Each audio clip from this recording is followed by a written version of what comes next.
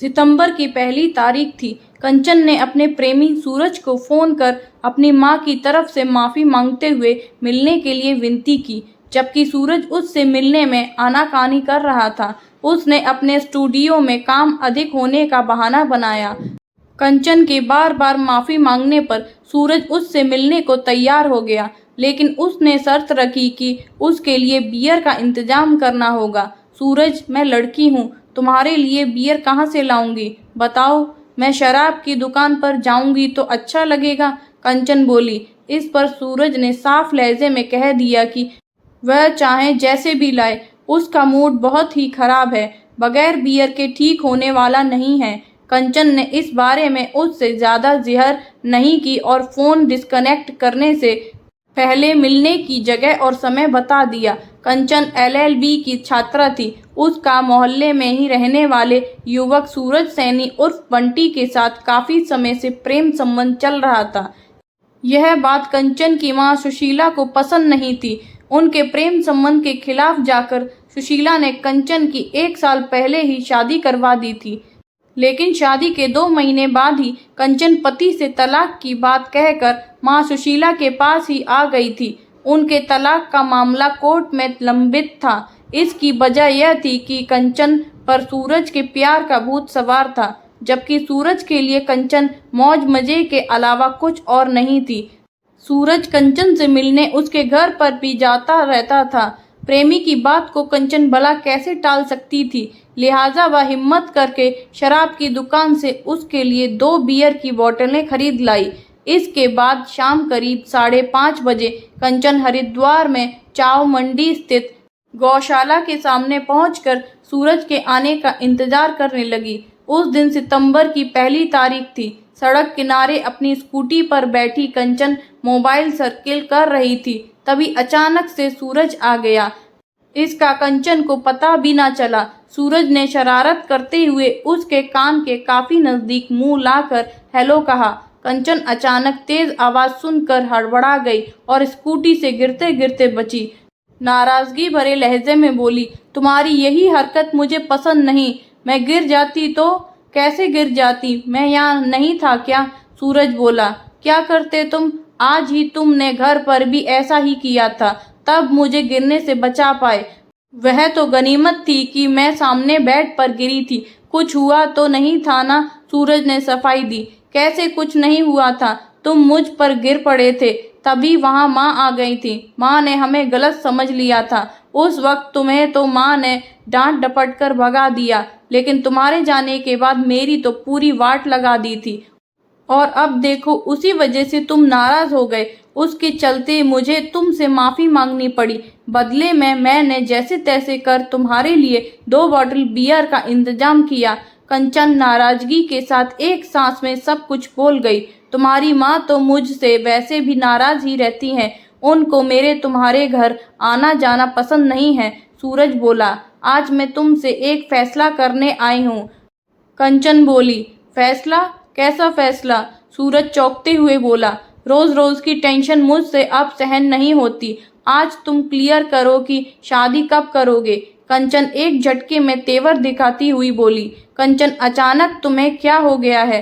तुमने सुबह फोन पर भी सुनाया, फिर माफी मांगी और अब यह फिर से पुराना राग अलापना शुरू कर दिया। सूरज बोला। पुराना राग? कंचन चौंकती हुई बोली। पुराना नहीं तो क्या? मैंने तुमसे पहले भी कई बार कहा है कि मैं शादीशुदा हूँ, मेरे 3 बच्चे हैं। सूरज ने उसे समझाने की कोशिश की। सूरज, लोग चाहे जो भी कुछ बोले, मैं परवाह नहीं करती, लेकिन मुझे तुमसे शादी करनी है। मैंने तुमसे शादी करने के लिए पति को छोड़ दिया है, तलाक लिया है। तुम मुझे पसंद हो, मैंने तुमसे प्यार किया है। दोनों पहुंचे लवर्स पॉइंट पर। कंचन जब लगातार बोलने लगी तब सूरज उसके मुंह पर हाथ रखते हुए बोला, यहाँ बीच सड़क पर क्यों हंगामा खड़ा कर रही हो? चलो कहीं बैठ कर बातें करते हैं।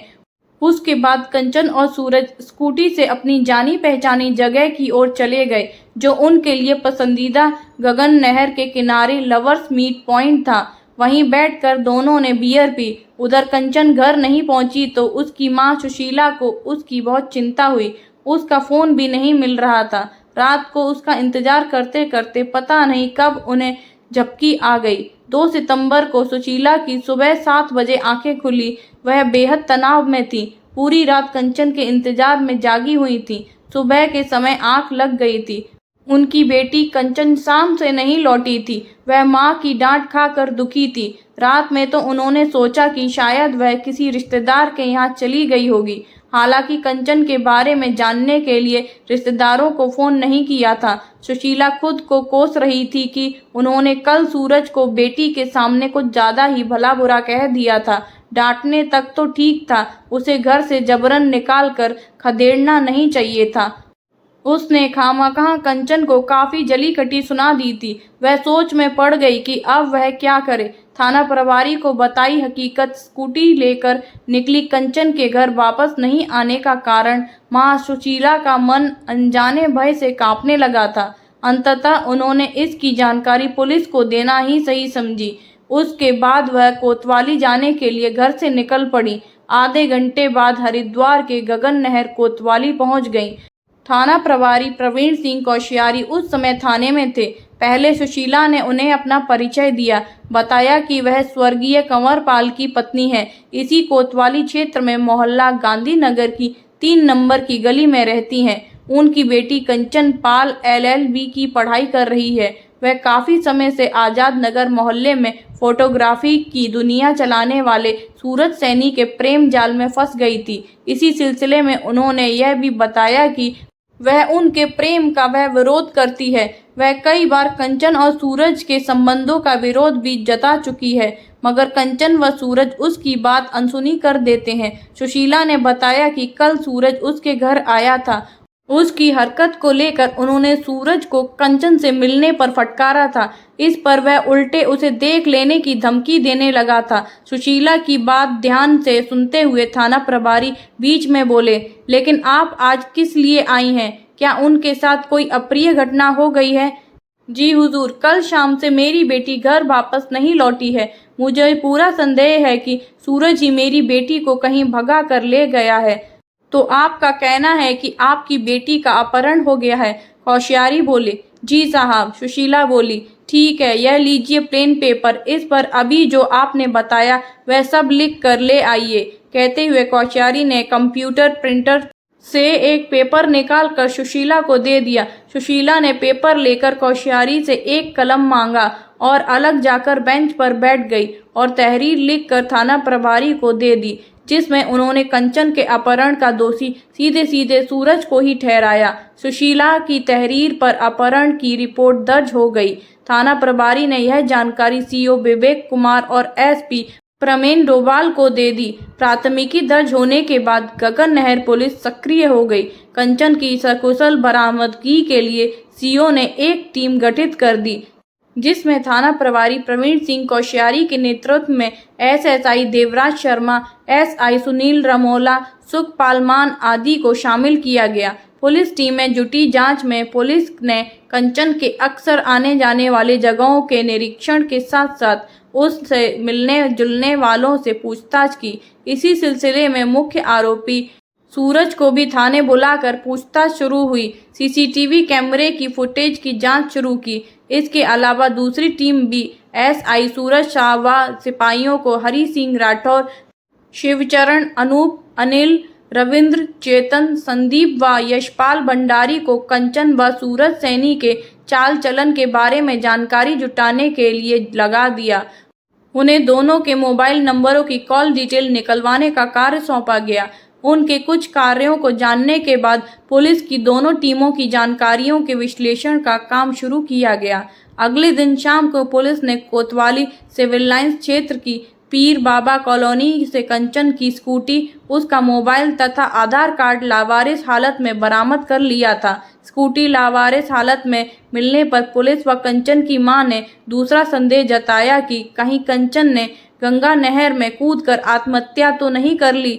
इस एंगल से भी पुलिस जांच करने लगी, किंतु कंचन व सूरज के मोबाइल नंबरों की कॉल डिटेल से उनकी एक अहम बातचीत हाथ लग गई। इस आधार पर 4 सितंबर 2021 को पुलिस ने पूछताछ के लिए सूरज सैनी को कोतवाली बुलाया। उससे कंचन के लापता होने के बारे में गहन पूछताछ की गई। सूरज ने पुलिस को बताया कि वह बीते 3 सालों से कंचन को जानता है। उससे उसकी जान पहचान उस समय हुई थी जब वह उसके स्टूडियो पर फोटो खिंचवाने आई थी। तब उसने उसकी तस्वीर को हीरोइन की तरह ग्लैमर से भरा बना दिया था। उसके बाद वह अक्सर उसके स्टूडियो पर आने जाने लगी थी। इस कारण उसकी कंचन से दोस्ती हो गई थी। बाद में यह दोस्ती कब प्यार में बदल गई पता ही नहीं चला। सूरज शादीशुदा था। यह जानते हुए भी कंचन उससे प्यार करने लगी। सूरज ने बताया कि वह उसके घर पर गया था। तब कंचन के घर पर उसकी मां सुशीला से उसकी नोकझोंक भी हुई थी। उसके बाद वह अपने स्टूडियो पर वापस आ गया था। कंचन अपने घर से कहाँ गई थी इसकी उसे कोई जानकारी नहीं है। पुलिस को इतनी जानकारी देकर सूरज कोतवाली से चला गया। उसके बाद पुलिस ने गोताखोरों की मदद से गंगा नहर में कंचन को काफी तलाशा, मगर उसका कुछ पता नहीं चल सका। कंचन की मां और उसके रिश्तेदार हर रोज गंगा नहर की आसफ नहर झाल पर जाते थे। वह 7 सितंबर 2021 का दिन था। सुबह के 10 बज रहे थे। आसफ नगर झाल पर तैनात सिंचाई विभाग के एक कर्मचारी ने गंगा नहर पुलिस को सूचना दी कि झाल पर एक युवती का शव बहकर आया है। सूचना पाते ही थानेदार सूरज शाह ने इसकी जानकारी कंचन की मां को दी। लगभग आधे घंटे बाद पुलिस टीम व सुशीला अपने रिश्तेदारों के साथ झाल पर पहुंच गई। सुशीला ने जैसे ही झाल में अटकी लाश देखी, दहाड़ मार कर रोने लगी। दरअसल वह लाश कंचन की ही थी। उसके बाद पुलिस ने लाश को झाल से बाहर निकाला और उसका पंचनामा भरकर उसे पोस्टमार्टम के लिए JN सिन्हा राजकीय अस्पताल रुड़की भेज दिया। कंचन की लाश बरामद होने के बाद उसके परिजन हंगामा करते हुए सूरज के खिलाफ तुरंत कार्रवाई करने की मांग करने लगे। तभी वहां पहुंचे CO विवेक कुमार ने कोतवाली पहुंचकर सूरज से पूछताछ की तो वह कंचन के बारे में अनभिज्ञता जताने लगा। तभी CO ने कहा, फिर सफेद झूठ बोल रहा है। अभी अभी तूने बताया कि अपने पसंदीदा लवर्स पॉइंट की ओर गए। बियर की बोतल का क्या हुआ जो तूने मंगवाई थी? कंचन तभी से लापता है। उसकी मां सुशीला ने तेरे खिलाफ शिकायत दर्ज करवाई है। पुलिस से पूछताछ के दौरान सूरज ने सिरे से कुछ और बताने से इनकार कर दिया। इस पर वहीं खड़े थाना प्रभारी कौशियारी को काफी गुस्सा आ गया। उन्होंने एक जोरदार थप्पड़ लगाते हुए कहा, उसकी आज ही नहर में तैरती हुई लाश बरामद हुई है। पता है तुझे? कंचन की लाश की बात सुनकर सूरज के चेहरे का रंग फीका पड़ गया। पुलिस को समझते देर नहीं लगी कि कंचन की मौत का जिम्मेदार सूरज ही है। फिर उससे सख्ती से पूछताछ की जाने लगी। थाना प्रभारी कौशियारी ने फिर वही सवाल किया, स्कूटी पर बैठकर तुम दोनों कहाँ गए? सूरज ने एक लाइन में बताया कि दोनों पीर बाबा कॉलोनी के पास गंगा नहर के किनारे आ गए थे। उस समय वहां अंधेरा छा गया था। वहीं हमने साथ साथ बियर पी थी। फिर मैं वापस अपने घर आ गया था और कंचन भी लौट आई थी। इसके बाद पुलिस ने उसे कंचन की लाश दिखाई।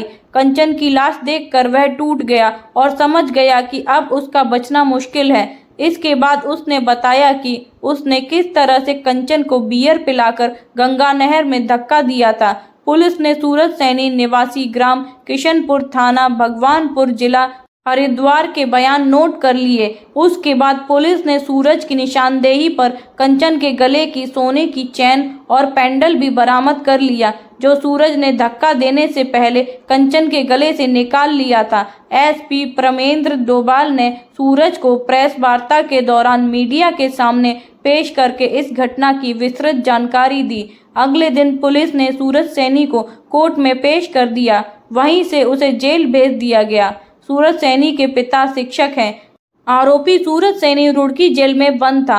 पुलिस को कंचन की पोस्टमार्टम रिपोर्ट भी मिल गई थी, जिसमें उसकी मौत का कारण पानी में डूबकर दम घुटना बताया गया था। इस प्रकरण की विवेचना सूरज शाह द्वारा दी जा रही थी। इस प्रकरण में सूरज के विरुद्ध साक्ष्य जुटाकर उसके विरुद्ध चार्जशीट अदालत में भेजने की तैयारी की जा चुकी थी। फ्रेंड्स, आपको ये स्टोरी पसंद आई हो तो वीडियो को लाइक, शेयर एंड सब्सक्राइब ज़रूर करें। Thank you.